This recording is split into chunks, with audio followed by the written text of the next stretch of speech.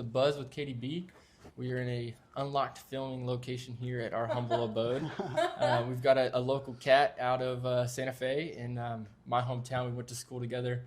Been paying attention to him in the music scene, and I'll let him explain where he started and where he's at now, but he's really one of those guys that I think will catch fire, and he's very unique. So this is Trey Lewis, or do you want to go by Trey from the Fae? Trey from the Fae. Trey from the Fae. We're not going to give his government out there. We'll cut that. But Trey from the Fae is here with us today, and so we're going to get started. So I've been watching Trey on TikTok. I think that's where you first started. And so tell us a little bit about you getting on the interwebs and putting your talent out there. So got you, man. Well, first of all, thank y'all for having me out. Of course.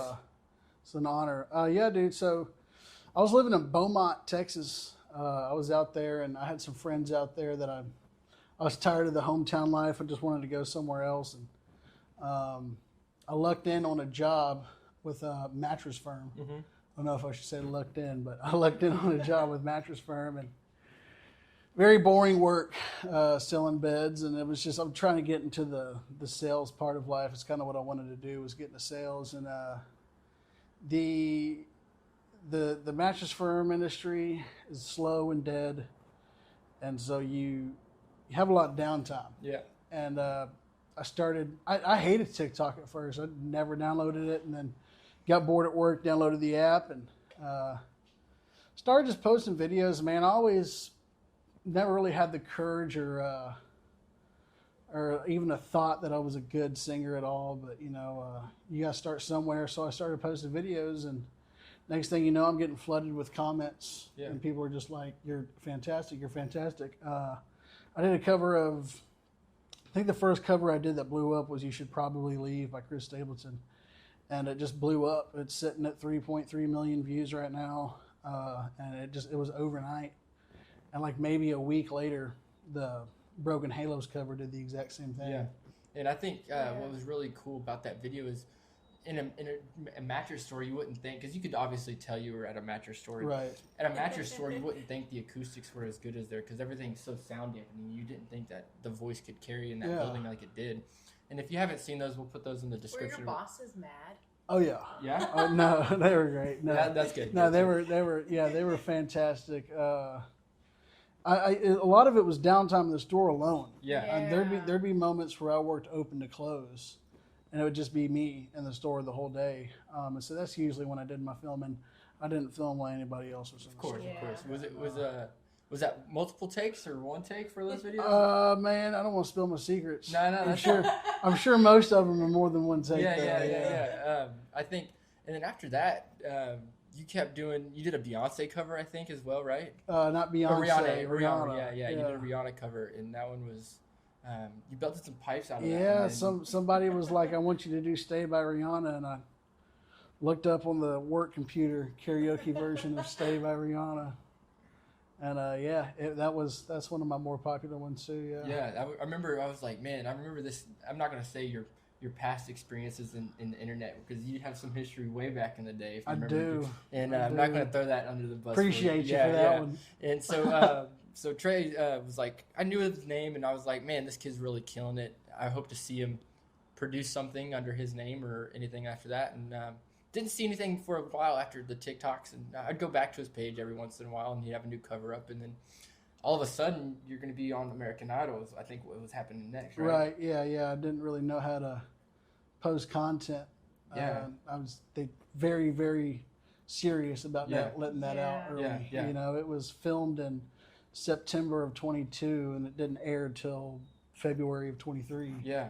So it was a lot of time of me just trying to stay hidden. Yeah. Because I can't keep a secret. Yeah. And I remember you also, before you went on American Idol, you were starting to first pick up a guitar, right? I didn't pick up the guitar so after. Well, that's how it worked, right? So I was on Idol from September to December, and then as soon as I got home to Texas, I remember texting the boys that I met on the show. I'm like, hey, what do y'all recommend I do about getting a guitar? Yeah. I was like, I want to play. If I'm going to do music, I have to play guitar. Yeah. And a really good friend of mine named Beckett McDowell from California, he sent me my first guitar for absolutely nothing. It's a Fender Newporter It's the star in most of my videos that I do, and just so I started playing in January is when I started learning it, and then what you guys saw was my audition in February. Yeah, So yeah. Technically, no, it was after the show. Gotcha. But, yeah. And how was your experience with? Of course, you weren't expecting. Of course, you want to go into a show and win the whole thing, but the outpour of, even the city support. You were all over Facebook. People were talking about you. And, did you expect that after moving back to Beaumont and then coming back and claiming Trey from the Faye? Did you expect that type of environment? That's why I did it, man. Yeah, that's why I did it. It happened December. I got eliminated from the show. Yeah. And I had an ex-girlfriend back in Beaumont, and I called her and I was like, "We're packing up and we're moving back to Santa Fe." It's like, if I know that I'm going to get TV time, I'm flaunting myself as Trey from the Faye. We got to get back to town because I'm about to blow up. And so I was like, as soon as the plane landed in LA, from LA to Houston, drove to Beaumont, packed up, we were back here within 2 or 3 days. Wow, that's crazy. Yeah. And so, speaking of American Idol, do you still talk to those people that were on the show with you, and still to this day, or not as much as I'd like to, man. Yeah. We kept it going for a while. There's a group chat. Yeah, we're called the Talladega Boys. Yeah, that was a name given to us by a producer on the show. But yeah, man, not as much as I'd like to. Now we're very interactive with each other's social media. And I think that's enough. You know, they like my post, I like theirs. And yeah, for sure. It's nice to see what they're doing, man. Ian Tongi, the winner, he was one of my best friends on the show. Dude's killing it right now. Yeah. And it was crazy because he was. I remember you coming onto the show, and then him, and they all do the segments of, hey, this is who this is. Right. I can't remember if you did have a highlight of your hometown. Did you with them? They came home. They came home twice actually.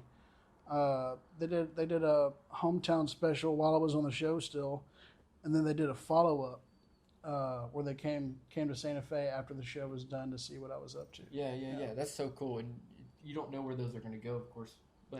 You do, but the people at home view and don't. And right. I think it's a really cool backstory to see as like a viewer of that type of stuff. Heck yeah. Is there anything, like, a lot of people hate the music shows, The Voice, American Idol. Is there anything you would have changed about it going into it?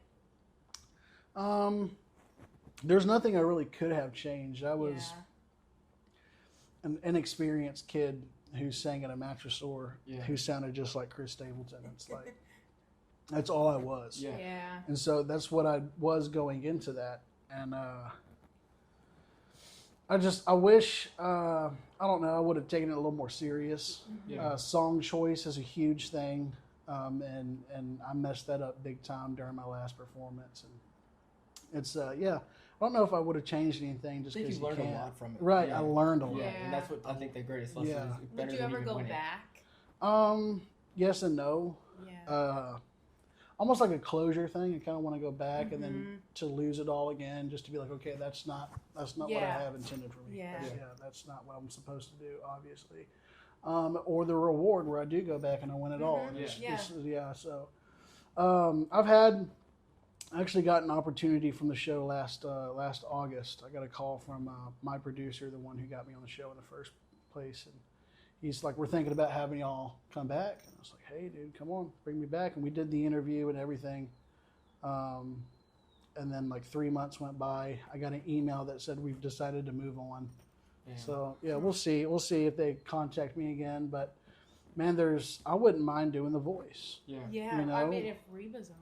Reba and Snoop. Yeah. Snoop Dogg for me, and then Reba for my mom. Yeah. My mom would love to meet Reba. It'd be a must. It'd be like, hey, appreciate all the chair turns, but mom's in the back and she's got to meet Reba. Yeah, that's cool. For sure, yeah. So after American Idol, you took a little bit of time off, I feel, to find a group, right? Is that what you were primarily doing? No, man. I took off of work, right? So as soon as I got eliminated, it was like the next day where I texted my boss at the mattress store and I'm like, hey, dude, it's pretty clear that I'm not going to work for y'all anymore. Yeah. Which I kind of regret doing that because I just imagined the episode was going to air and I was just going to blow up. Yeah. And then that's kind of what I wanted to happen, and that's not what exactly happened. But I just, for like my mental state almost, I was like, it'd be really hard for me to go and do a regular job after just Experience in Hollywood. right, Yeah. right, dude. And so what was the question again? I'm I sorry. was like, how hard was it to go back to like, and do you? I can't even remember. I'm sorry. it was like what was after American yeah, Idol? what was Like, after, yeah. yeah. So the 2-month period between December and February before my audition aired was like really difficult. Mhm. It was pretty hard. It was more than 2 months of like no job, trying to figure out. That's kind of that's the time frame where I picked up the guitar and learned it. And then the show aired, and then what I thought was going to happen, kind of started to happen. Mhm. I'm doing meet and greets. I'm booking Galveston County Fair and Rodeo, and like life's pretty cool, dude. But I was still just the guy who worked for a mattress company. Yeah. Yeah. Who sounded just like Chris Stapleton, and Yeah. I didn't know how to break that. I had negative and bad attitudes towards everybody because of it. I killed relationships, future relationships. That, man, I don't know if you're familiar with Mike Ryan. Mm-hmm. I don't know if he'll ever see this, but if he ever sees this, dude, I opened up for him at Hack Winery for a private gig, Mm-hmm. and they offered to have me come on their bus and hang out with them. And at the time, I had no idea who Mike Ryan was. Yeah. And like I was like, you know what? I got better things to do, but I appreciate the invite. Yeah. And then I cover Mike Ryan songs now for my music shows. I'm a huge fan of the guy. Sorry, Mike. I hope we see each other again one day, buddy. But yeah, man, I wasn't enjoying it, dude. Yeah. I wasn't Yeah. enjoying Fell it, out of it. and I was trying to. And the coolest thing happened. I booked a venue, and I told him, I was like, I'm gonna provide a full band for y'all because I know y'all do full band shows here. Yeah. And they said, okay, heck yeah. That was 2 months later. The show comes around. I don't have a band. And so I get on Instagram, desperately need people who play instruments this weekend. Like, well, we can do one rehearsal. And that's when I met Evan Lawrence, who is my current lead guitar player in the band Marshland Ranch. And then a 16-year-old drummer came along and a bass player that played for the drummer's church or something. And we threw a last minute band together, and that was going to be my last gig. I was like, that's it. Yeah. Until Evan, who's my current lead guitar player, he was like, hey, I got a friend who's willing to let us use his space for a rehearsal space. And we went over there just for a rehearsal, and the guy knew how to play guitar, his friend. He's like, well, what if I played rhythm for y'all? Let's see what that sounds like. So he gets on rhythm, and next thing you know, we got a band. And so just like that, overnight, I got lead, rhythm, bass, drums. And over time, the drummers and the bass players have come and gone, and but Julian and Evan have stuck around for a while, and so we like to say that we're the faces of the band. And, yeah, I'm sure you'll have more questions about the band and stuff and how that got started, but yeah. I'm curious. So Marshland Ranch.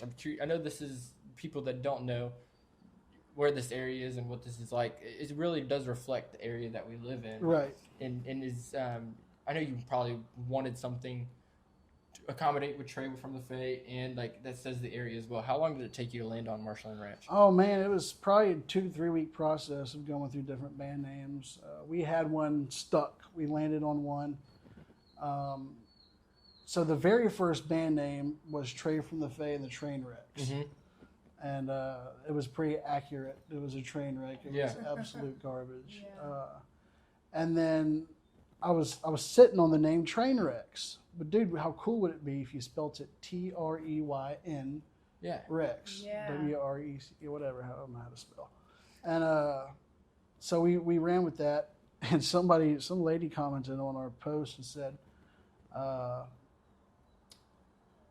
hey, I don't know if y'all are aware of this, but there's another Trainwrecks page. I'd follow up on that before y'all stuck with it. There's another band from Texas named the Trainwrecks. And I DM'd them. I was like, hey, dude, I had no idea. Yeah. We're going to change it as soon as we can, bro. I had no idea. And he's like, yeah, no, I really appreciate you changing it because that really sucked. I was like, yeah, it would. I said, but I got to ask. I thought I was clever, dude. I thought I was Spelled the same so, way? yes. Really? I thought I was so clever, brother. How did you come up with that name? And he goes, well, my name's Trey. Yeah. I was like, all right. There's a buddy of ours out of Nebraska. And his is Tyler Anthony in the Trainwrecks. And so Yeah. shout out our buddy for real. He's a great dude. Heck yeah.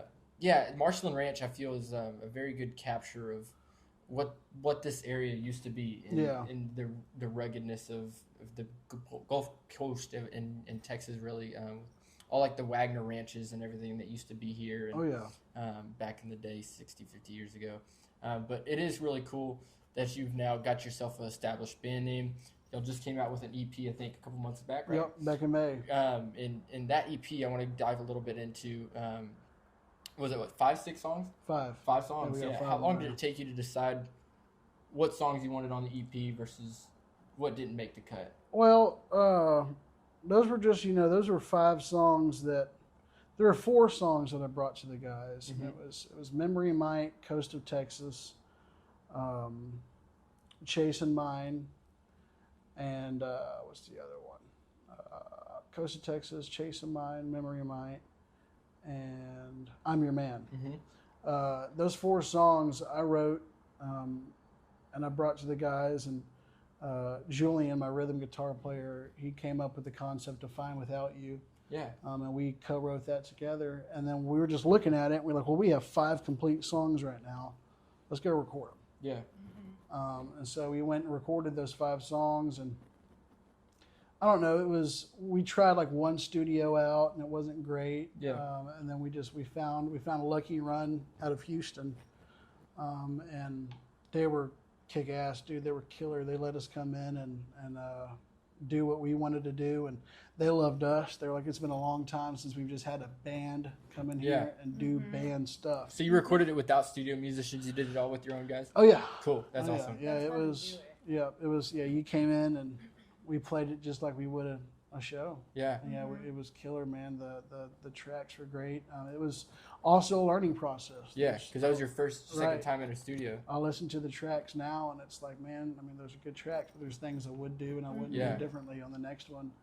And that's what's beautiful about the time between when we recorded it and now is I got a list of about 12 to 14 songs that are ready to record right now. Cool. Whenever we're ready to drop a full album. So how's that writing process for you? Do you go in with your guys and say, hey, let's sit down and kill some beers and write some stuff? Or is it more come to you when you're not trying to? Yeah, that happens, man. Both of them. Yeah? Both of them, yeah.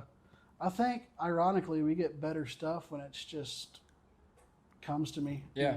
And it doesn't happen very often, but when it does, and I'll lock in and I can write a song in like 3 to 5 minutes. Yeah. And but what sucks about that is like that doesn't happen often. Yeah. I'd love to sit down and write 2 or 3 songs a day like really good songwriters do, but it's hard. Yeah. To come up with anything to write with. And we've had successful writing sessions where the guys get together and crack beers, or maybe do a little bit more than beer, and we'll sit there and come up with some really good stuff. Get creative, and it's a little bit of both. I'll give you an example though.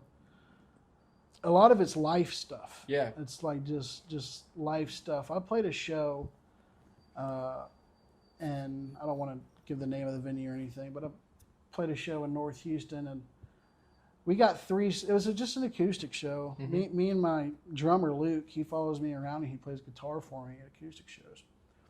And we got 3 songs into our night. And I've never had this happen before, where an employee of the establishment came up to us on stage and said, "Can you pick up the mood a little bit? It's kind of sad in here." No way. 3 songs into my night, and I was like, "Okay, sure, I got you." And so I looked at Came Luke. up on stage and everything. Yeah, I looked at Luke and I was like, "Hey, they don't want us to play sad stuff anymore." And he's like, all we do is sad stuff. Yeah. And I was like, "Well, play like the happiest sad stuff we have." And so that's what we did. And I got a text message from my friend who helped me book the show, and he said, "Hey man, just got some feedback," and they said that they asked y'all to quit playing sad stuff and you absolutely ignored them, and and played nothing but sad music for the rest of the night. I was like, that's not true. We switched it up.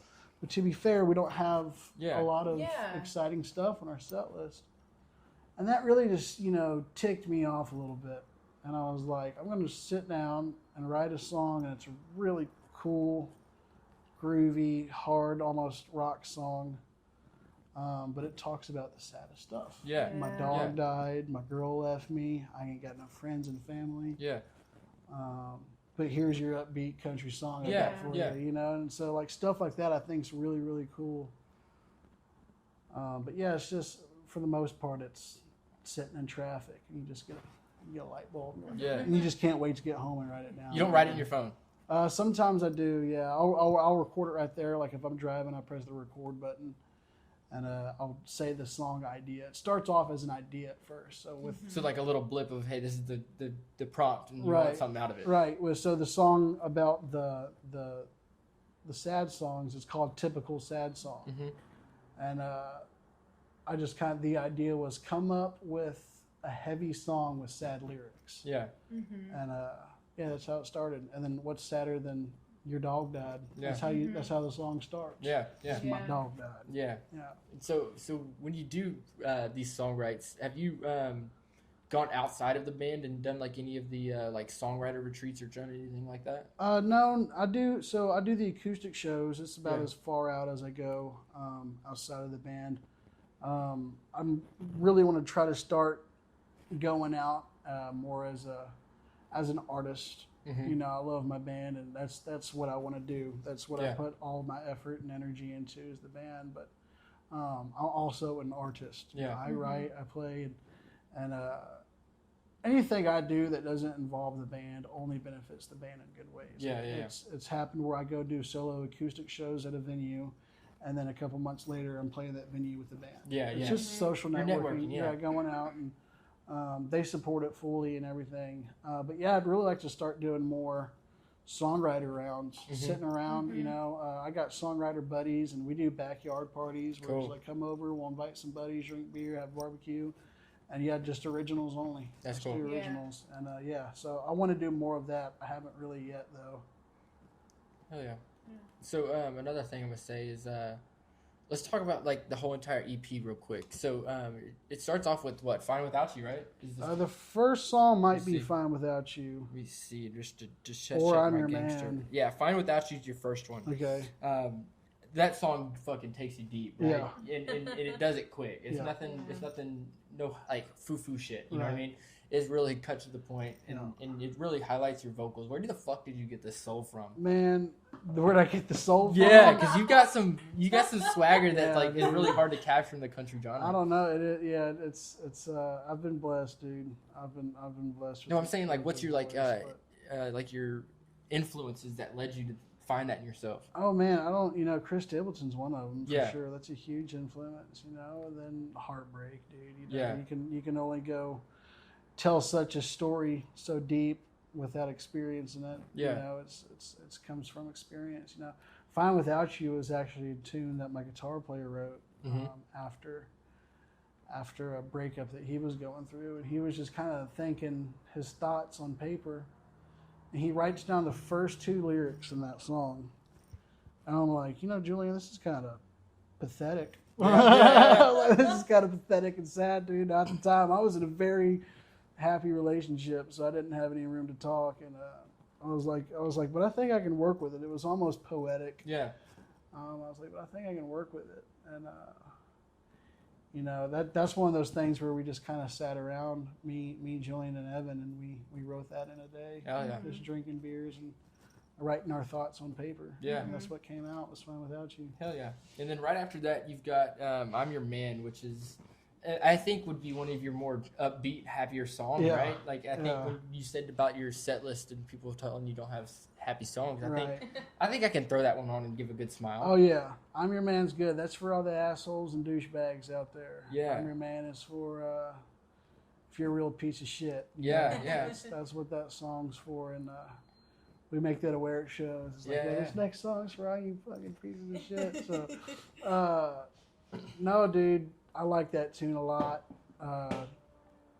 that's one of those things where it kind of came to me. I was playing with those 3 chord progressions, and I was like, man, how cool of a concept of a song would it be if it was like, here's a list of things that make guys great. Yeah. Mm-hmm. And then I'm not that. Yeah, You yeah. know, I'm not that. And just a warning. Warning. If you want to hang around, that's cool. But I'm a fucking piece of shit. Yeah, and I it's, just want to and let it's cool you know. to just have like something that, like, not saying everybody wants to go date the singer, but just telling all the people in the crowd they don't maybe fuck with me after hearing that. You know what I mean? For Right. sure. So that's got to be a good feeling, and everybody like, oh shit, you know? Yeah, until they don't. Yeah. And you're like, well, you know what? I'm not a bad guy. Yeah, yeah. He gives a good preface out there, you know. It's I'm funny. not a bad guy, actually. And then after that, you had, let's see here, just to get it right, Memory Might.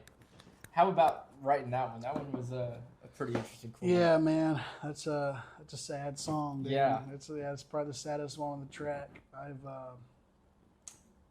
ironically, all these songs were written when I was in a pretty happy relationship. Yeah. And, I was almost foreshadowing, dude. I Yeah. was almost because that relationship didn't end well at all, and it was really good timing with the release of the Yeah. album. It was kind of an expression of what I'd been going through for the past several months, and it was pretty relatable to anybody else going through the same situation, you know. And Memory Might captures that. Yeah. You know, Memory Might really captures what it's like going through a breakup, especially when 2 people live together. You know, waking Yeah. up in an empty bed and just trying to drown your memory with whiskey, and Yeah.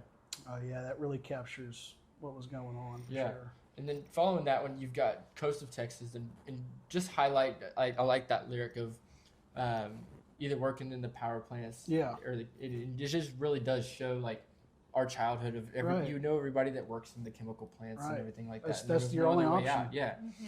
And That's it really the does option, highlight that of I'm trying to not go there because it's hard life, you know, and then Yeah. you're trying to provide better for you and yours as a musician, and it really does highlight that. And I think that Right. one was really beautiful written and shows a really good highlight of where we're from.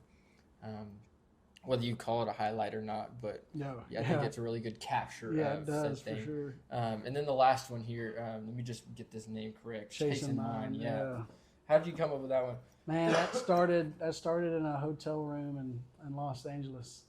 There was this almost regularness between the men on the show who had women back home, where they weren't happy. They weren't very happy at all. The women, we were in Hollywood, dude. We're sitting in hotel rooftop Yeah. hot tubs with beautiful, beautiful, talented women, and girls are back home and they're not very happy about it. Yeah.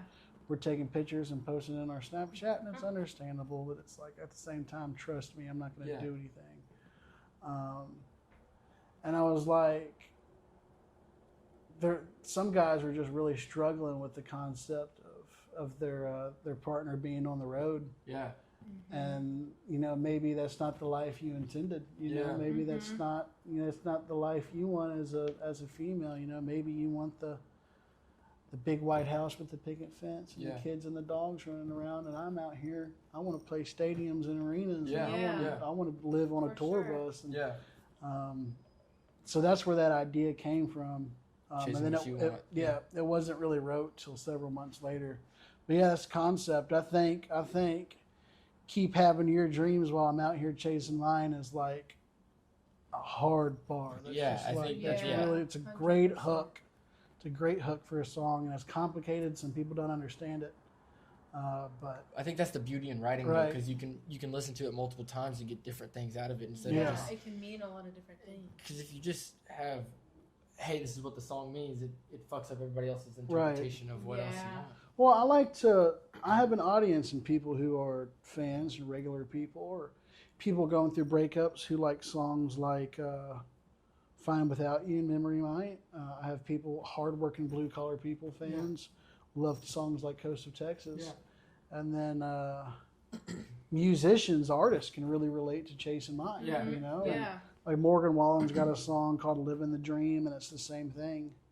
Or Co Wetzel's got Damn Near Normal, you Yeah. know, and Yeah. it's the same thing. It's like, this is the life I live, Yeah. and you either come along with me or you stay home, you know. Yeah. So another thing is I think is just funny is we went to school together way back in the day, and I wouldn't say I was the fondest of school, and I don't think you were much either. I wasn't a huge fan. No. Did you ever think you'd be a writer, and this is what you're going career-wise? No, man. But like thinking back on it, I did really good in English. Yeah. I did really good in English. Teacher, almost every year in high school, teachers would be like, "You can write the shit out of an essay." By the way, I was like, "Hell yeah!" And so, I mean, I never thought about going into it. You know, I just never knew what I wanted to do. I knew that I was a funny guy. I knew that I could capture a room with being a class clown, but like that got me in trouble in school. And so I never took it serious. And so I was like, what else can you do with a personality like that? We'll get into sales. You know, getting into sales is really good for a personality like that. And then sales is what led me to doing music. Yeah. I found time to start recording TikToks. And so, man, I don't know what's intended for me. I don't know what's going on in life or where I'm supposed to be, but I do know I like music. Yeah. I like writing it. And I like playing on a stage, and it's the best feeling in the world. And I hate when I'm not doing it. Yeah. You have that yearn for it, huh? Yeah, dude, I really do. And you've also been getting into the local radio stations, and they're starting to spin some of your stuff. And Yeah, with them too, so that's got to be pretty cool. It's happening. Yeah, slowly but surely, but it's happening. And I've been throwing your stuff out on the interwebs as well, and just like, hey, give this kid a chance. Like, he's really got a good grasp on what he's in control of, and I really do appreciate. I mean, it's so cool to see somebody that, like, as my standpoint is, I wasn't big into the music scene when I was initially finding you on TikTok, but just watching you grow in the back has just been cool. Just to be like, hey, this is what he's doing and catching up. You know what I mean? As he's making that climb, oh shit, he's on American Idol. I gotta watch, and then just keep watching. You know, and being a local cat, I think is really cool. Just to know like. He's doing the damn thing. So congratulations, you. Just take it as a pat on the back. It's been really cool to see. And, ready to see, hopefully, you said album earlier. I'm intrigued to see what your plans are. Is that late next year, you're thinking? Maybe, man. Maybe. Yeah. We want to get in and record it as soon as possible, but, you know, recording music takes funds. And it takes time to build up those funds, you know. And so that's kind of our main focus right now is staying busy. Yeah. Staying busy, saving up money, going back to the studio. We've got a guitar player who's about to have a newborn. Yeah. Within the next month, and another guitar player with a newborn coming in a couple more months. You know, and so life's happening as well. But you know, as of right now, we're trying to stay busy. But I think that's why it's important for me to kind of, you know, make sure people know, you know, I'm the front man for Marshland Ranch. Yeah. But I mean, you know, I'm an artist. I write music, and I want to display that music. You know. Yeah, hell For yeah. sure. And then you've been playing all over Houston area and stuff. I'm curious about if you were to be, hey, come open a show. What would be your favorite city to go open up and expose your music to that area, like in Texas primarily? In Texas, you know, so we got to go to Austin. Yeah. And that's a huge town. However, it was for Galveston County deal, and so it was a private gig. The I don't really know what to call it. The Galveston County officials got to go to Austin and spend a day out there, and at the end of the day, they get to kind of relax and unwind. And there was a venue in Austin that hosted that, and they asked us to come out represent Galveston County. So cool. We didn't play for Austinites. We just played for Galveston County people. C-Stat, dude. You put us on a stage at C-Stat. Dude, I a late night show. Dude, I could see him at the Tap. Have you been to the Tap yet? The Tap is we've got typical college bar. Dude, but they have good live shows. Dude, I can text some people and see if we can get you on a Tap that'd set. be great. That'd be fucking killer. With Randy. College. Yeah. College towns. Lubbock. Yeah. You know, anywhere. Stephenville. I don't care, dude. Cook's a dream for you? Cooks? Yeah. Cooks would be great. Yeah. Cook's Garage would be great. Blue Light and all those guys? I don't know Blue Light. No? It's smaller Cooks. Think of that. Okay. But it's definitely one of those cool venues. Yeah, Cooks is great. All-time venue is Red Rocks. Yeah? All-time Texas venue? All-time Texas venue? Cynthia Woods, probably. Really? Yeah. It is hometown. Yeah, that makes a lot of sense. I've seen... Over Green? Yeah, that'd be cool too. Yeah, that'd be really good. We actually got to do George R. Brown Convention No Center shit. for Autorama. Oh, really? Had us come out and play Autorama, and that was cool. That's like a huge venue. Yeah. We play Rustic pretty often. Yeah. That's a good taste of. I need to go up there. I have not Yeah. seen a show up there, and I need to come see y'all. I've just been so fucking busy. Yeah. But, dude, I can't wait. Just the EP I've heard, and yeah, I think the selection of songs you've got on there just grabs anybody if they just listen to the whole EP. I mean, you don't have to save everything to the playlist. Of course you should, Right. but you'll come away with 2 or 3. There's 4. a track Yeah. on. There's a track on there relatable to everybody. Yeah, and I think Yeah. that's a really hard thing to capture in an Yeah. EP because an album is, here's our 12 best. Hope you like them, right? Right. But an EP is really just like, hey, this is a sample of what's to Right. come, you know. And you really got to choose and pick of what you want on that final product because it really says a Yeah. lot about you. And I think you did a well job of picking what made the cut. And what, Yeah. of course, The didn't. vibe really Yeah. flows on the EP. I Yeah, feel you that. got anything, Katie? No. Really? Yeah. I'm gonna see what else I can think of. Well, I was just gonna say, I remember when you played the EP for me, Kyler, when it came out, and he's like, "Guess who this is?" And I was just like listening, and She I couldn't was figure it just out from the voice. I and could was not figure it out, and I was just like, I'm like, but it's good, Yeah. and I'm like, that's what matters. It's good. What's been the hardest part of your journey? I would say post Idol, like so with your band, everything like that. Is it socials being a presence on there? Is it reaching out to people, following up, booking shows? What's been the hardest thing for you? Man, it's all kind of tough. Yeah, You got to be a different breed. There's gonna be times where it's ramen noodles for dinner every Yeah, week, you yeah. know. And, but just sticking to it, yeah. It's some things aren't hard. Some things you just have to do. You Yeah. know, like the Yeah. booking shows is like if you want to be a successful musician, you have to book. Not only do you Yeah. have to book, but you have to stay busy. And it's hard. Yeah, it's hard to book. It's it's like almost like a job application. You know, each time. you Yeah, know, Yeah. it's just with multiple different venues, and sometimes you have to blow them up. yeah. Yep. And then they're like, "Well, we don't like people who blow us up." It's like, then answer your damn Yeah, phone, yeah, dude. yeah. Exactly. Yeah. Get And I a think good it's answer. Crazy is like you went from a single hat guy to and under sales, and then Right. as a musician, you've got a recording artist, a songwriter. You play a damn instrument. You're a manager of your band, and you're Right. a manager of all your finances that go under that. And it's just a crazy from one hat to 12, you know. And Yeah. Yeah. that's a hard thing that a lot of people in your like size get overwhelmed. Yeah, with man, and it's just fold. So, man, I got to give a huge shout out to Julian, my rhythm guitar player. He came in and he picked up a lot of the slack for sure. Yeah. I still book shows, and that's kind of what I have to worry about. Is just making sure we're busy. Julian launched the website. Yeah, Julian launched the merch. You know, Julian launched the distro kid to distribute our music, and then the funds, even a lot of it came out of his pocket. You know, he really helped out a lot. is he the picture on your EP? Is he that him? Yeah, he's Yeah. he's the guy in the slick jacket. I want to ask about the logo brand you look like you got. Where'd that come from? Did you see that somewhere, or did you just draw that up? The MR. Yeah. Yeah, dude. So I mean, I got it here on the hat. Yeah. And yeah, we were just. I think Julian came up with the initial look.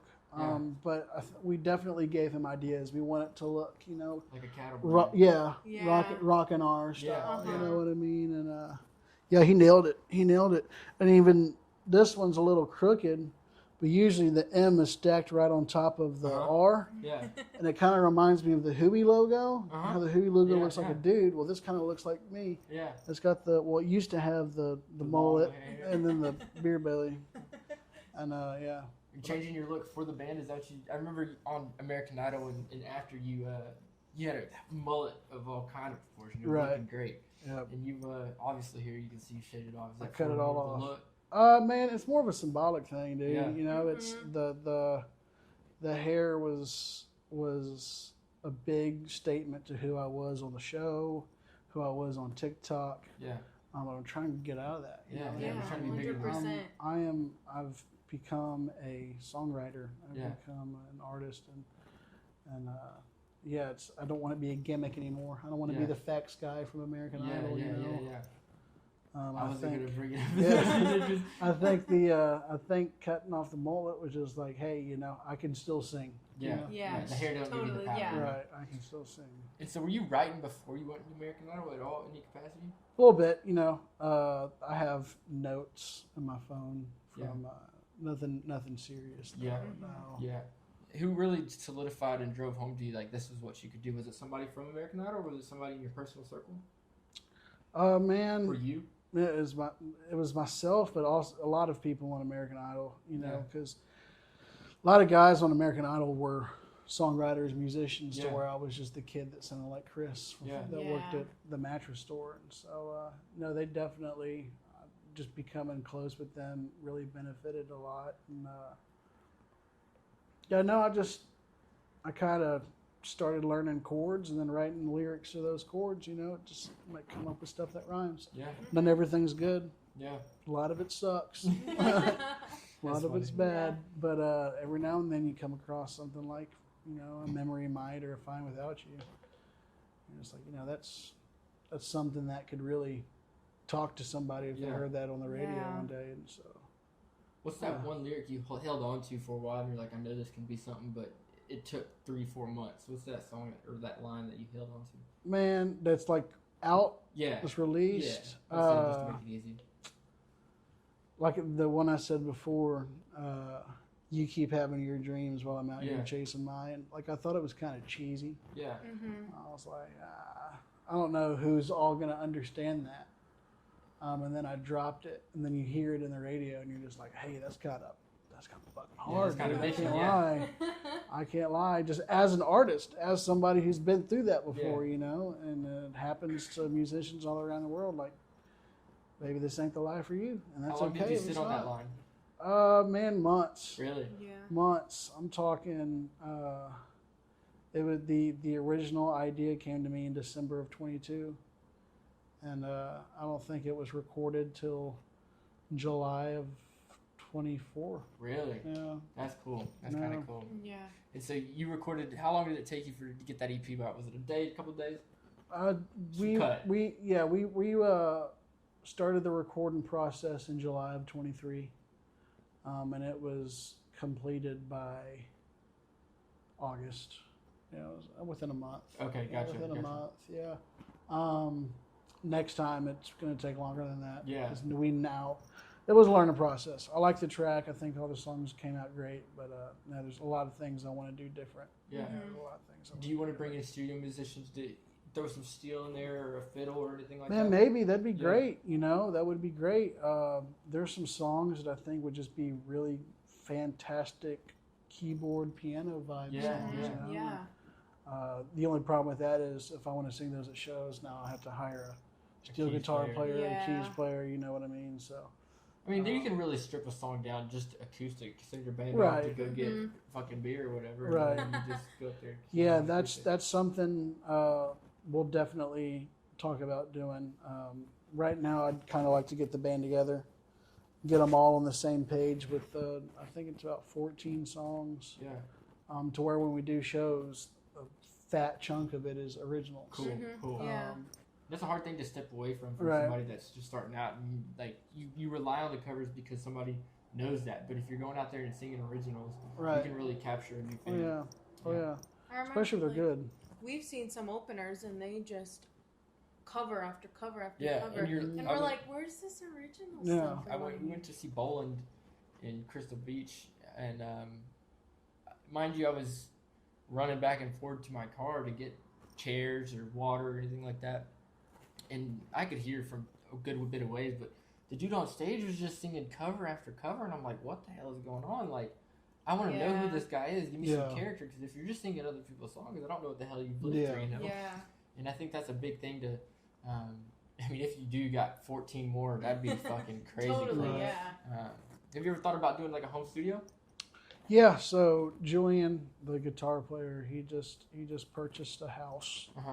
And he lucked out because it's a 2-story house, something he can raise his son up in, but you go upstairs and it's completely hollowed out. Really? Completely hollowed out, which was what they were really looking for, but like before he bought it, he had me come over, and he's like, studio. Yeah. And I was like, oh, yeah, Yeah. dude. He's like, Yeah. yeah, I'm thinking I'm going to buy the house.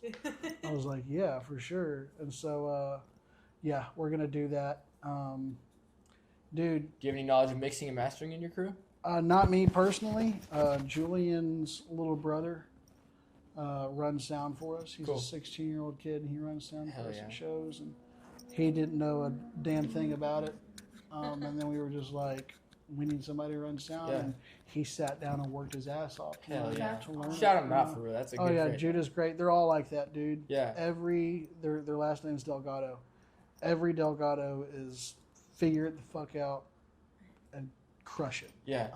It's such a good quality to have in a bandmate Yeah. and somebody you're working with. Yeah. You butt heads a lot because of it, Mhm. but man, just at the end of the day, it's like, man, I couldn't ask for a better coworker. Yeah, yeah, like, yeah. It's like, it's fantastic. I'm gonna give you an idea. I don't know if you've already thought of it. You can tell me to shut the hell up. But if y'all do go cut in a home studio, I just beg you, record everything on video.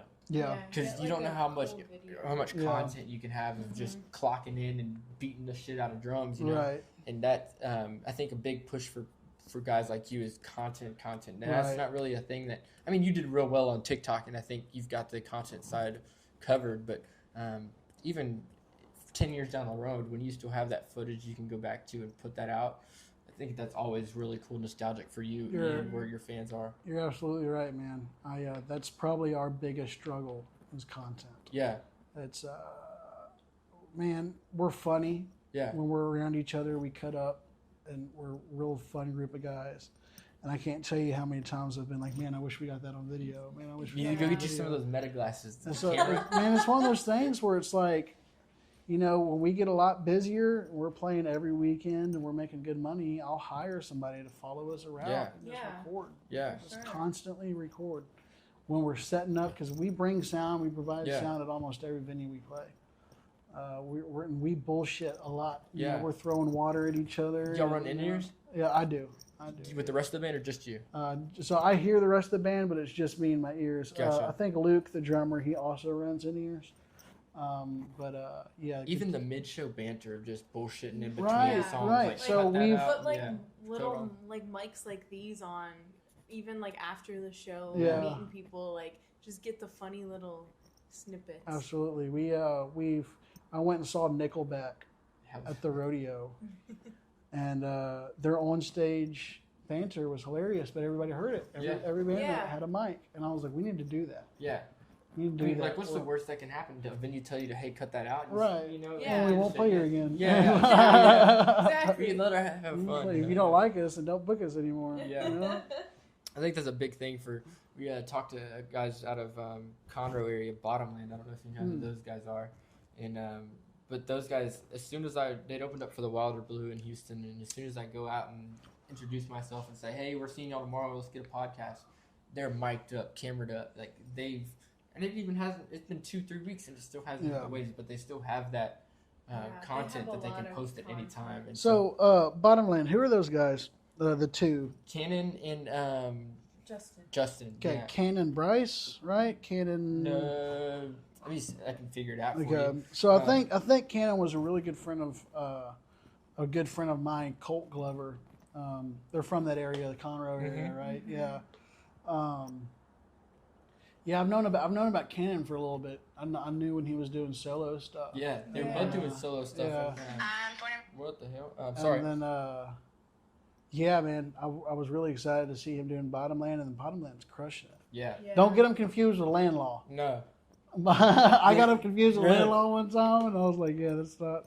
Dude, I don't know. Have you seen him live yet? Or no, that's Bottomland? Probably No. hard for you on the road. But, Yeah. They're I haven't checked them out. They've got some crazy crossovers. You got any crazy crossovers when you play live? Like mashups of songs that like folk groups have? We do. It's a pretty popular one, but we do Broken Window, Nutshell. That's what they did as well, and that was really cool to see. Yeah, it's a pretty popular one.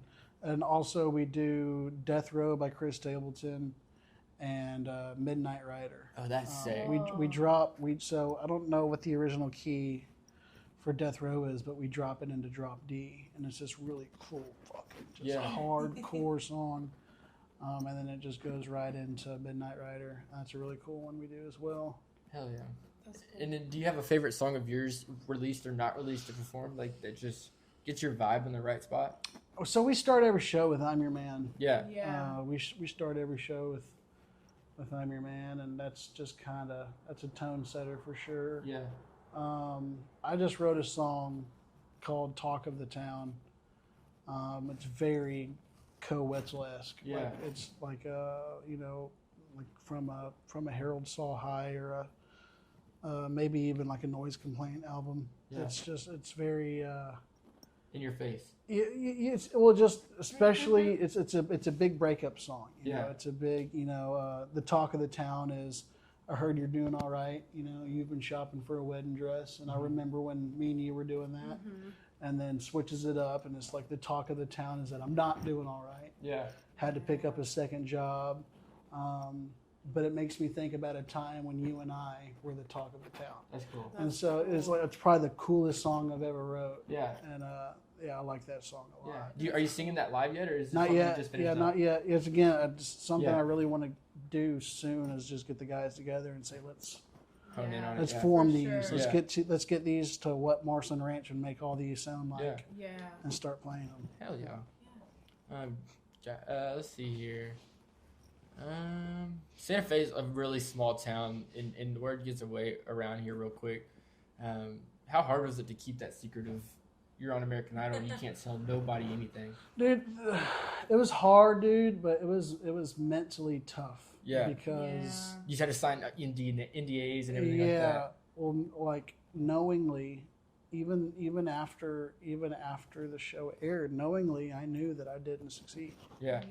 In the back of my mind, I'm Yeah. like, I got eliminated already. Yeah. It's like you read all these comments, rooting for you, Right, hope you make it. And you're right, just like, exactly. "Well." And you're like, sorry to let you Yeah. down. I did meet and greets. People came to boutiques, and I had lines at the door of people Yeah. wanting to meet me, dog. And the whole time, I'm just like, Sorry to crush your soul later, you know? You're like, sorry. yeah, that's that was probably just the toughest part of it, dude. But And I it can't builds remember- character, dog. It's Yeah, like, yeah. It builds character. What was your open audition song? Because there's one before you meet the judges, right? Yeah. Yeah. What was your Yeah. song for that one that wasn't? Oh, aired? dude, I don't even remember. Really? They saw my video on TikTok. Uh huh. And they came to me, and they were like, they found me on Facebook, and we ended up in a Zoom call a couple minutes after they found me on Facebook. And I think they had me do the Broken Halos cover because that's what had blown up. And then immediately they put me on. I think I sang Broken Halos, and they were just like, Las Vegas, September. You're going to be there for Katie, Lionel, and Luke. That's crazy. That's Hell yeah. So they flew you out on their own dime to Oh, Las yeah. Vegas, Oh, and then yeah. you're like, now you're going to, was it Los Angeles they sent you to? LA, yeah. Yeah. So September, it was about the end of September. It was a 6-day trip in Las Vegas. It's many days, many auditions. Yeah. So many people auditioned, and I don't remember what day I was, but I remember I was the last audition of the day. Really? And then we came back. Then between September and December, I just won my golden ticket, dude. Yeah. And I'm like back to work at the mattress store. Yeah. Yeah. And then December is when we go to LA. Gotcha. And December is when we went. So there was a 2 to 3 month period between my audition That's and crazy.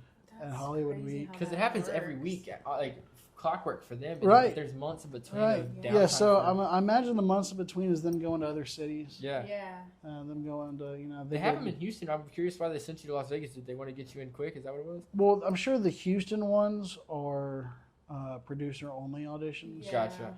Yeah, those are the old school show up, get a number stapled Gotcha. to your chest, and then these were straight from Social. the Zoom meeting to Yeah. Lionel, Luke, and Katie. Gotcha. Yeah. That's cool. That's cool. That makes sense. How was Luke Bryant? I just need to know. How was he? Yeah. He was just good. Nice. Yeah, he was great. Luke was a good guy. Funny. Did you ever have any like off-screen conversations with them? Oh yeah. Yeah. Yeah. So especially during Los Angeles week, Hollywood week, filming was in the theater, and so the audience was us. Yeah. And so in between artists singing, I'm this close to Lionel Richie where they sit. Yeah. And I'm like, I'm gonna fucking talk to Lionel Richie, yeah, of course, duh. you know. And he's in this beautiful orange suit, and I look at his shoes. I said, "Are those Gucci?" And he puts them right on the edge of the stage. And he's like, "They sure are." "You like them?" I was like, "I do like them." He goes, "You want to know how much they were?" I said, "No." And he goes, "Well, they were free." I said, "Yeah." He goes, "Yeah." It's crazy. Whenever you start making money, everything's fucking free. That's insane. Shit like that. I Do you love just get Lionel, starstruck dude. in that moment to where you're like, how do I fucking respond? You're like, No. No? I just ate it up. Yeah. I was like, I mean, I'd lay in bed that night and I'm just like, I can't believe I talked to Yeah. Lionel Richie today. But in the moment, I ate it up. I was like, especially with Luke. Luke's just one of the guys, dude. Yeah. And so there's a super funny video of Luke and he's shooting a deer. He's like, "Is he down? Yeah. Is he down?" Yeah. And so he comes around a corner and my buddy Jaden sitting next to me. He goes, "Hey, Luke, did he go down?" And he's like, "He absolutely did go down, actually." And then he came over and had a 25-minute conversation about that hunt. Yeah. He's a great guy. Did you ever feel like in the moment of cameras are rolling, you have to live up your name a little bit to be on the show, or did you act like pretty chill? There's definitely cameras are going at all times. Yeah. And you know that. So it's like, I'm sure for most people, it was just like be yourself or whatever. But I'm not gonna lie, I was like, be a little extra. Yeah. Was that hard going in doing that from a mattress store to you're on camera for 12 hours a day? Man, it was pretty natural, dude. Really? I can't lie. Cool. It was like being in high school again. I was like, just be a goofball. Yeah. That's how make you people notice. laugh. Yeah. And I think that's what made you a crowd favorite is because for they'd have cutaways to you in your conversation sometimes. Yeah. And it really I was did a give big personal part. spin. Yeah, I was a big part of the show. Luke told me when I got eliminated, he basically friend zoned me, but it's okay. He said, he was like, if this show was based on personality, you would have won it already. Yeah. I was like, yeah, I've been told that before. Yeah. Look, you got a great personality. It's like, thanks. It's funny as shit. But yeah, Trey's been killing it, man. I can't wait. We'll definitely have to come and do when y'all got a show soon. We're gonna have to come do a little video, meet the band, just throw something up for your socials and our socials as well. And Jess probably has some more questions for the band even at that point. Yeah, we'll try to get something set up at the Rustic. Oh hell yeah! So y'all can come check us out there, and then they have a green room back there, so y'all can come back and do an interview with us in the green room. Yeah, that'd be sick as fuck. But Trey is a killer man out there with a crazy voice. If you haven't heard already, it's Marshland Ranch. Marshland Ranch. You can find it wherever the fuck you stream music. There will be links. There will be links, Katie said. Yes. And it's a big M and a rockin' R, right? It's kind of got it like a swing on the M, but you'll definitely find it. Trey's a great fucking dude. Yeah. If you're looking for anything to listen to, give him a spin, and you can be one of the first ones before their first album. So 100%. definitely go give him a spin. And if you are in the Houston area, greater Houston area, I'd say he's going to be playing a show anywhere near you. Go check him out. He's a killer, great dude. And thank you so much for joining us, brother. I truly appreciate it. Thank you for having me on, course. guys. You want another beer? I'm good. I'm gonna head home now. Yeah? I'm head home now. Yeah, hell yeah. Awesome. All right, y'all have a good one. Thank y'all so much for joining us. Cut.